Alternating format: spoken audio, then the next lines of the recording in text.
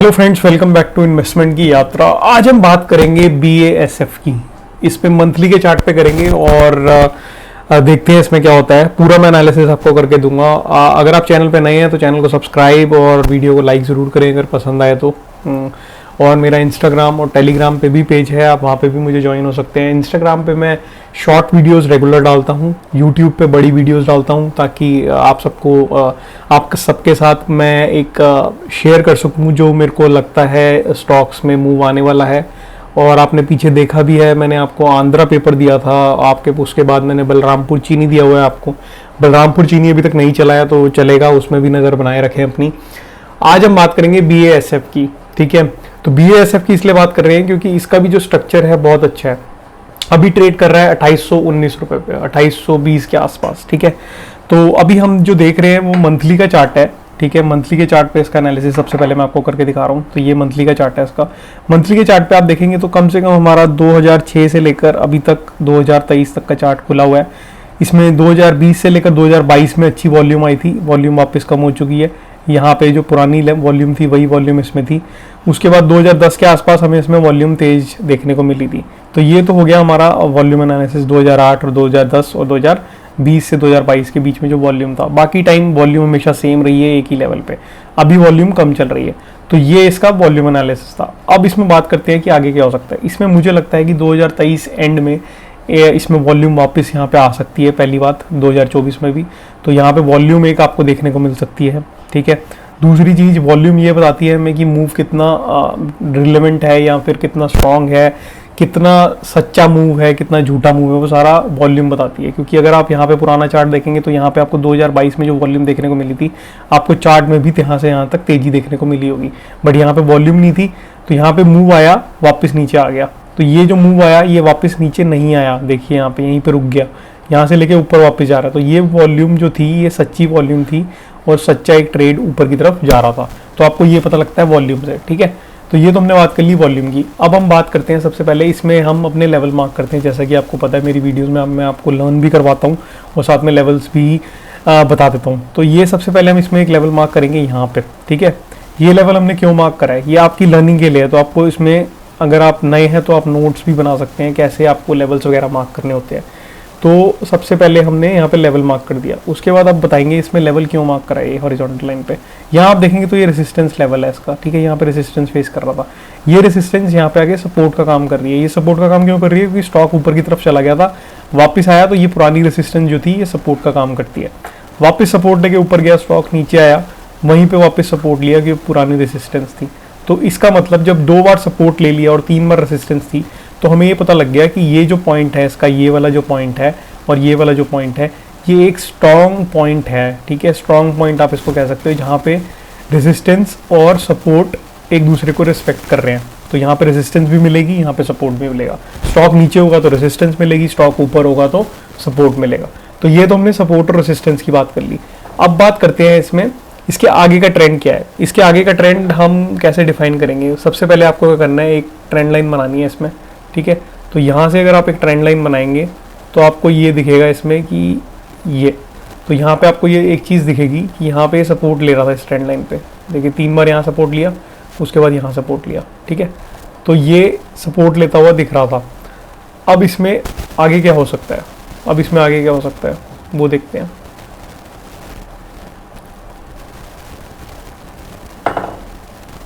Sorry, ये कई बार बीच में ना थोड़ा दिक्कत कर देता है। तो ये यहाँ से सपोर्ट ले रहा था, ठीक है। उसके बाद ये सपोर्ट लेके यहाँ से इसने सपोर्ट तोड़ा तो नीचे की तरफ गया। अब यहाँ पे इसने सपोर्ट लिया, क्यों ये सपोर्ट इसलिए लिया है क्योंकि अगर मैं इसमें एक और हॉरिजॉन्टल लाइन लगाऊँ तो आपको यहाँ दिखेगा ये वाले लेवल पे, ठीक है। यहाँ पे रेजिस्टेंस थी, ठीक है। उसके बाद यही इसने यहाँ पे सपोर्ट लिया। तो ये 2 पॉइंट इसमें मेन थे, यहाँ पे रेजिस्टेंस और यहाँ पे सपोर्ट, ठीक है। तो ये इसका एक पॉइंट हो गया कि यहाँ पे भी एक अच्छा खासा पॉइंट सपोर्ट और रेजिस्टेंस पे एक दूसरे को रिस्पेक्ट कर रहे हैं, ठीक है। तो यहाँ से ये सपोर्ट लेके ऊपर की तरफ गया।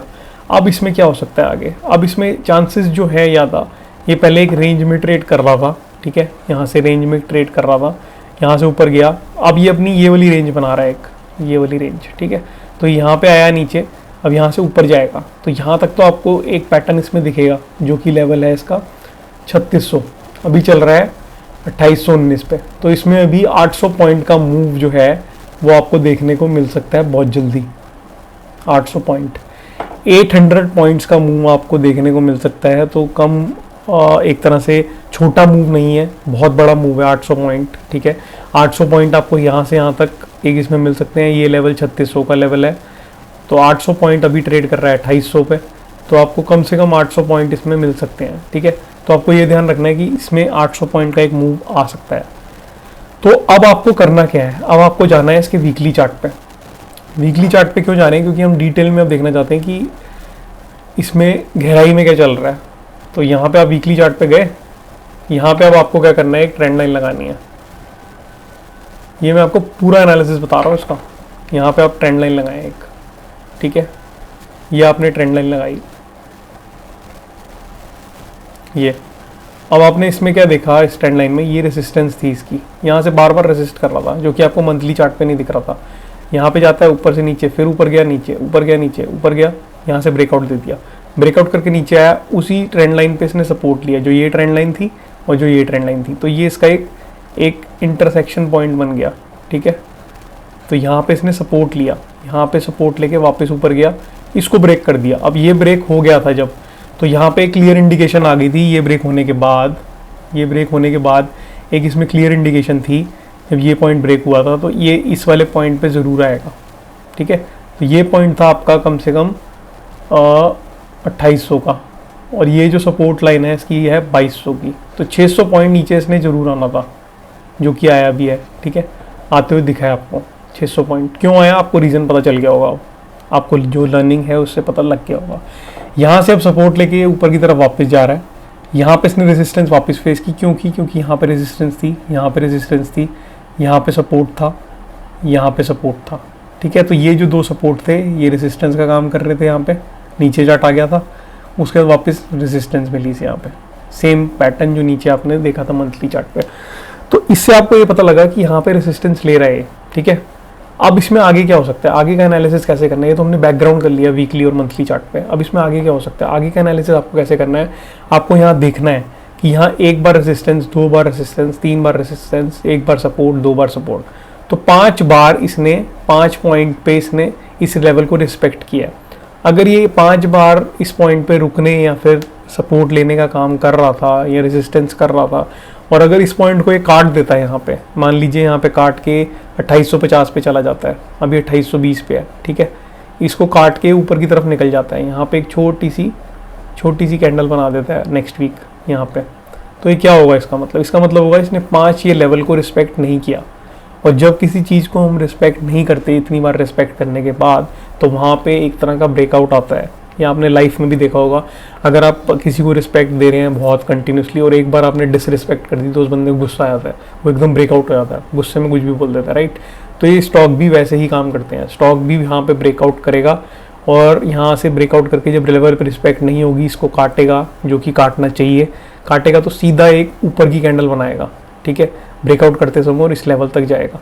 ये लेवल कौन सा लेवल है, मार्क करके आपको दिखा देता हूँ। ये लेवल, ये वाला लेवल, ठीक है। तो इस लेवल तक आपको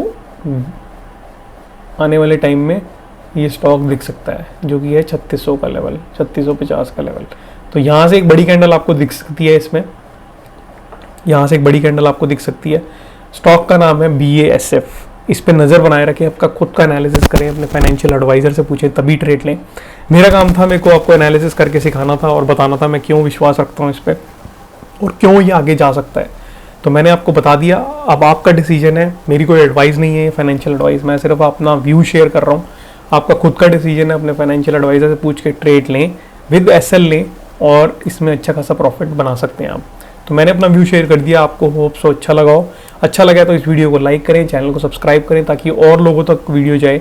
कोई स्पेसिफिक क्वेश्चन है, कोई क्वेरी है किसी स्टॉक से रिलेटेड, तो मुझे कमेंट में बताएं, मैं आपको रिजॉल्व करके टेलीग्राम पे या फिर इंस्टाग्राम पे या फिर अपने वीडियो के कमेंट में ही आपको उसका रिप्लाई करके सॉल्यूशन दूंगा, लेवल शेयर कर दूंगा, ताकि आपको गाइडेंस मिले।